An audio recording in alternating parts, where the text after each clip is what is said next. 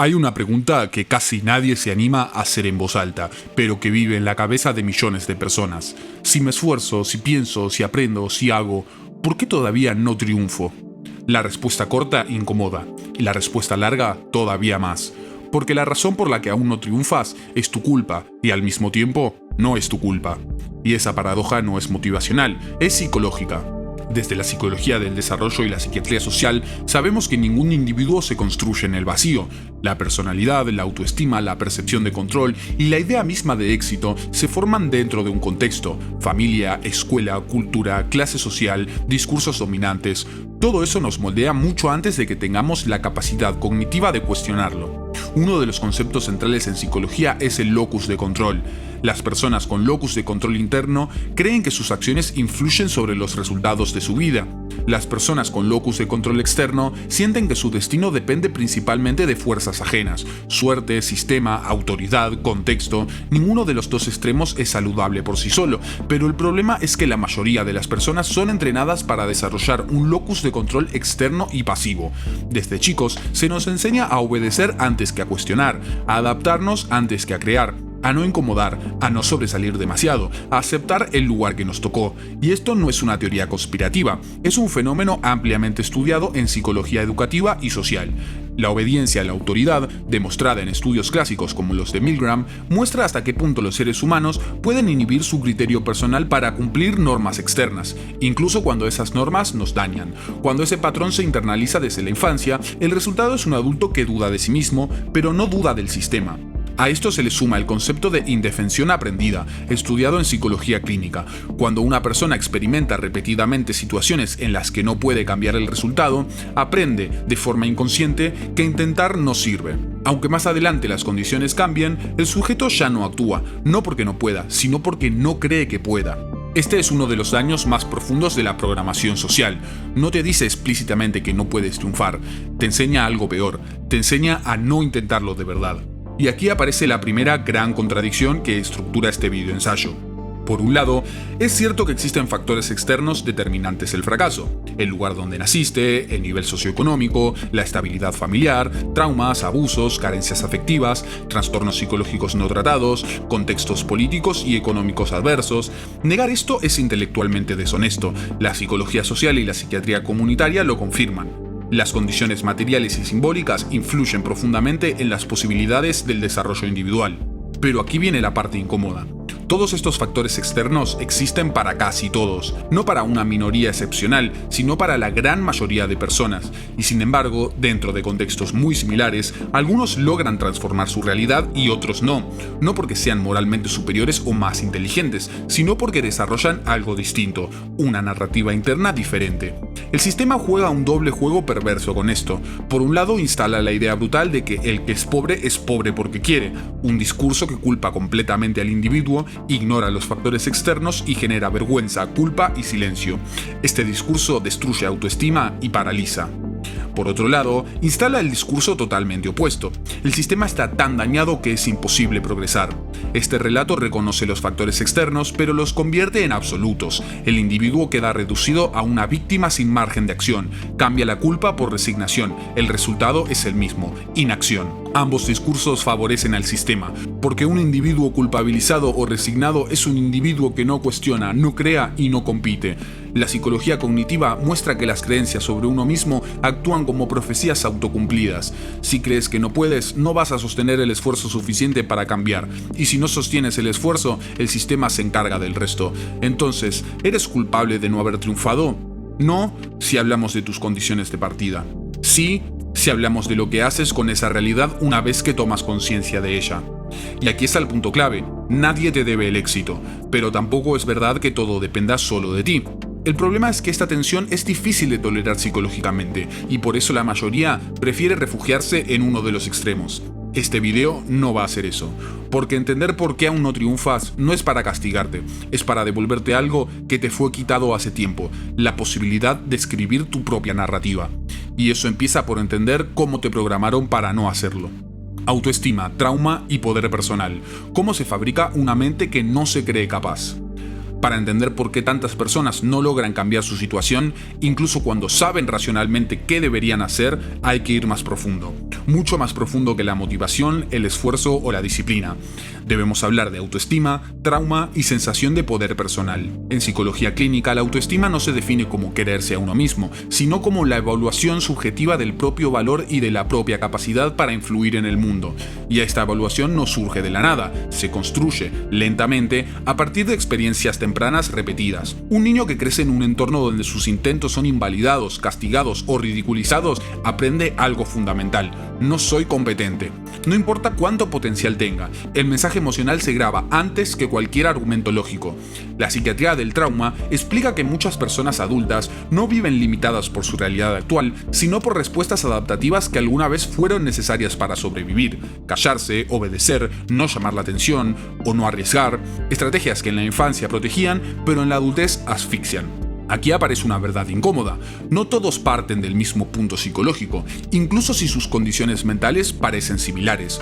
Dos personas pueden vivir en el mismo barrio, con los mismos recursos, pero una se siente con derecho a intentar y la otra no. Esa diferencia no es casual, es clínica.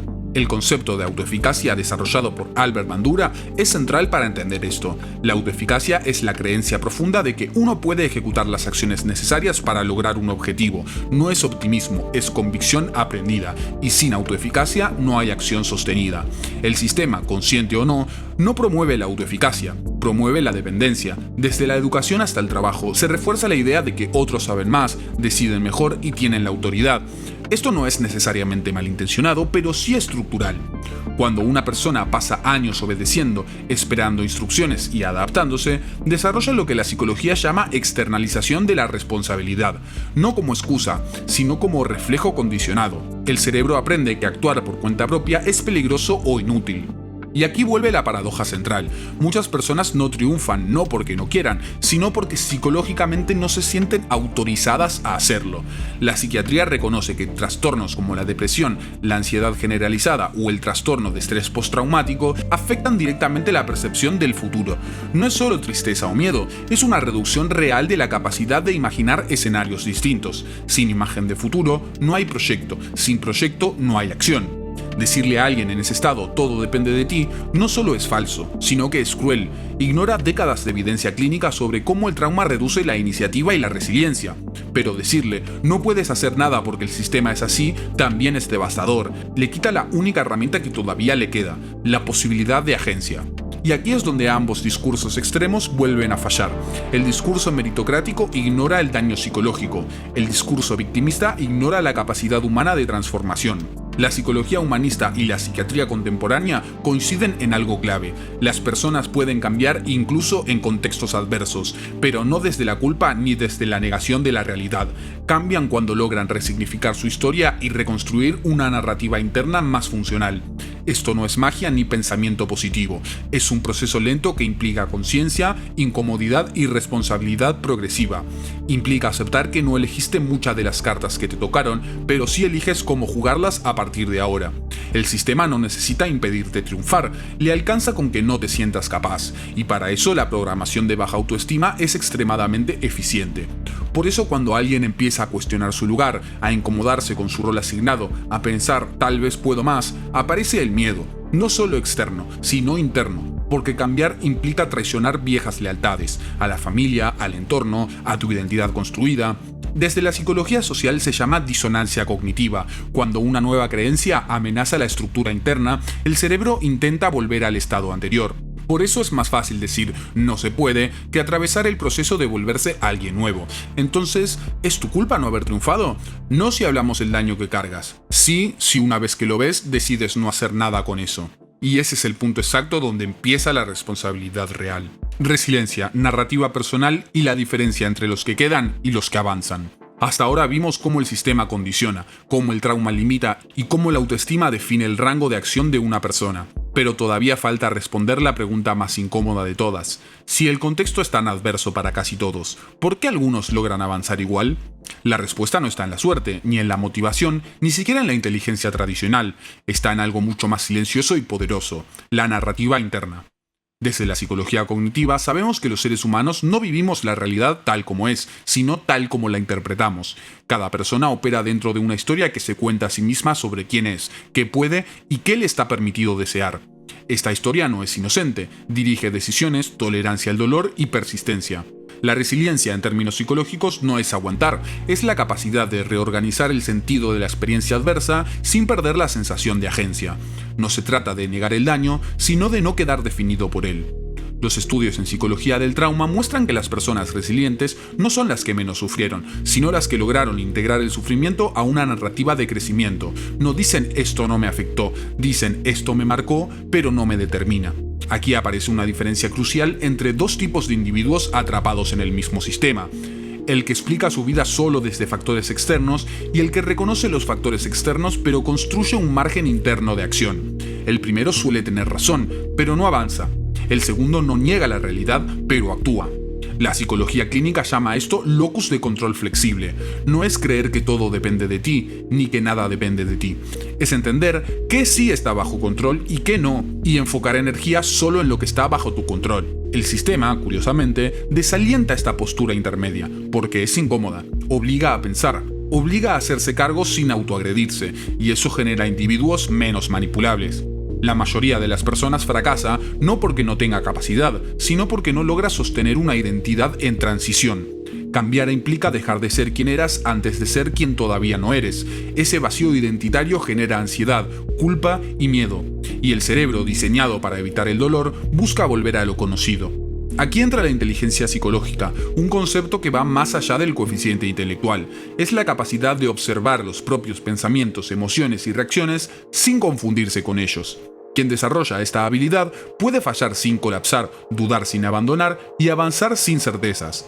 Desde la psiquiatría sabemos que el fracaso no es lo que destruye a una persona, lo que destruye es la interpretación del fracaso como prueba de inutilidad. Esta interpretación suele estar anclada en experiencias tempranas, no en la realidad objetiva. Las personas que logran cambiar su situación suelen compartir un patrón, redefinen el fracaso como información, no como identidad. No dicen fracasé, soy un fracaso, sino esto no funcionó, ajusto y sigo. Este cambio parece simple, pero no lo es. Requiere desaprender años de conocimiento donde el error era castigado, no analizado, donde equivocarse significaba vergüenza, no aprendizaje. El sistema educativo tradicional, por ejemplo, rara vez enseña a fallar bien. Penaliza el error en lugar de utilizarlo como herramienta. El resultado son adultos que evitan el riesgo, no porque sean perezosos, sino porque asocian el error con la pérdida de valor personal. Y aquí aparece otra verdad incómoda. Muchas personas prefieren explicar su estancamiento solo desde el sistema porque hacerlo los protege emocionalmente. Si el sistema es el único culpable, yo no tengo que enfrentar mis miedos, mis limitaciones ni mi responsabilidad parcial. Pero el precio de esa protección es alto, resignar la posibilidad de cambio. La psicología existencial plantea que la libertad humana no es absoluta, pero siempre existe un margen de elección. Incluso en contextos extremos, el individuo conserva la capacidad de decidir su actitud frente a la realidad. No es romanticismo, es evidencia clínica. Esto no significa que todos puedan triunfar de la misma manera ni al mismo ritmo. Significa que no estamos condenados a repetir la historia que nos contaron. La diferencia entre los que avanzan y los que quedan no está en negar el sistema, sino en no entregarle la última palabra sobre quiénes son y qué pueden construir. Y esa decisión no se toma una vez, se toma todos los días. La síntesis incómoda. Responsabilidad sin culpa, conciencia sin resignación.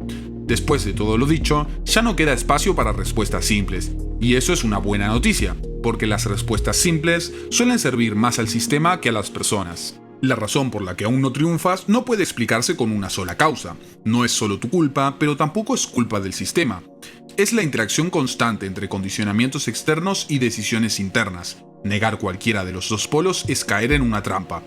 La psicología contemporánea es clara en este punto. El ser humano no es completamente libre, pero tampoco está completamente determinado. Vivimos dentro de estructuras, pero no solo somos esas estructuras, somos las formas en las que respondemos a ellas.